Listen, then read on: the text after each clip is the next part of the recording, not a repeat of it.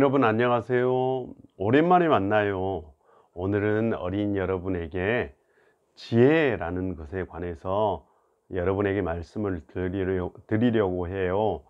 예수님께서 어린 시절에 대한 예수님의 어린 시절, 유년 시절, 여러분과 같은 시절에 대한 기록이 누가복음 2장을 보면 나와 있는데, 누가복음 2장을 보면은 예수님께서 어린 시절에 그 몸이 자라고 그 다음에 지혜도 자랐다, 이런 기록이 있어요.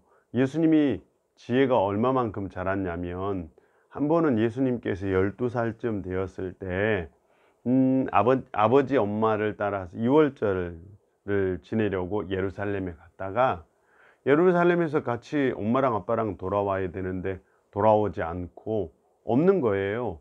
그래서 엄마 아빠가 예수님을 다시 찾으러 갔더니 세상에 예수님께서 율법사들과 하나님의 말씀에 대해서 대화를 하고 있는 거예요. 그래서 듣는 모든 사람들, 예수님께서 율법사들과 함께 얘기하는 것을 듣는 모든 사람들이 예수님의 그 지혜에 깜짝 놀랐다라고 성경은 기록하고 있어요. 어린이 여러분, 학교에서 공부 열심히 하잖아요. 공부 열심히 할 때 국어 잘해야 되고, 수학 잘해야 되고, 영어 잘해야 되고, 부모님들께서 이런 얘기 많이 하잖아요. 그런데 예수님께서 예수님이 어린 시절에 실력이 늘었던 것은 국어 실력, 영어 실력, 수학 실력, 이런 실력보다 성경은 예수님의 지혜의 실력이 늘고 성장했다라고 누가복음은 알려주고 있어요. 그러니까 우리 인간에게 진짜 중요한 것은 지혜 아닐까 싶어요. 그래서 잠언을 보면 어떤 사람이 지혜로운 사람이 될 수 있을까? 그래서 제가 그 말씀을, 잠언 1장 7절 말씀을 여러분에게 알려드리려고 해요. 여호와를 경외하는 것이 지식의 근본이거늘 미련한 사람은 지혜와 훈계를 멸시하느니라. 그러니까 지혜로운 사람이 되기 위해서 가장 중요한 것은 하나님을 경외하는 것이다. 잠언 9장 10절에도 같은 얘기가 나와 있어요. 여호와를 경외하는 것이 지혜의 근본이다 라고 이렇게 나와 있어요. 그러니까 지혜로운 사람이 되기 위해서 가장 중요한 건, 성경은 말하기를 하나님을 잘 믿는 거래요. 하나님을 잘 믿으면 지혜로운 사람이 될 수 있다라고 말하고 있어요. 그러면 잠언을 보면 지혜로운 사람과 반대말은 뭘까요? 미련한 사람 또는 어리석은 사람, 이런 뜻이에요. 그런데 우리는 미련한 사람 그러면 머리 나쁜 사람 이렇게 생각하잖아요. 그런데 미련한 사람이란 머리가 나쁜 사람을 뜻하지 않아요. 성경은 그렇게 말하지 않아요. 머리가 나쁜 사람을 지혜롭지 않다라고 말하지도 않아요.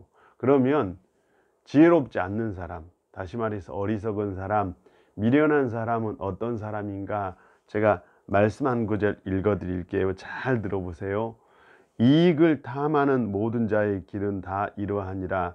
자기의 생명을 잃게 하느니라 라는 말씀이 있어요. 그런데 성경에서는, 잠언에서는 이익을 탐하는 사람, 이 사람을 미련한 사람이라고 소개하고 있어요.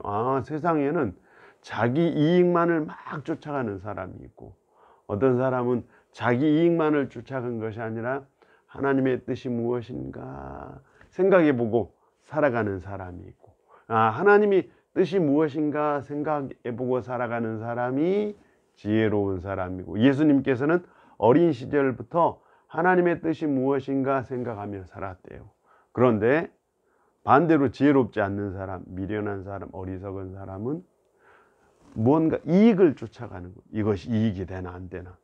친구를 사귈 때도 이 친구를 사귀면 이익이 되나 안 되나, 이렇게 이익을 쫓아가는 사람은 지혜롭지 않는 사람, 미련한 사람, 또 어리석은 사람이라고 성경은 기록하고 있답니다. 어린이 여러분, 하나님께서 가장 기뻐하는 사람은 지혜로운 사람이에요. 예수님께서도 그 지혜가 자랐대요. 오늘 우리가 지혜로운 사람이 되는 가장 좋은 방법은 하나님을 경외하는 거예요. 하나님을 잘 믿는 거예요. 하나님의 뜻이 무엇인지 늘 생각하며 살아가는 사람이랍니다. 어린이 여러분, 이렇게 살기를 바라요. 안녕. 다음 주에 만나요.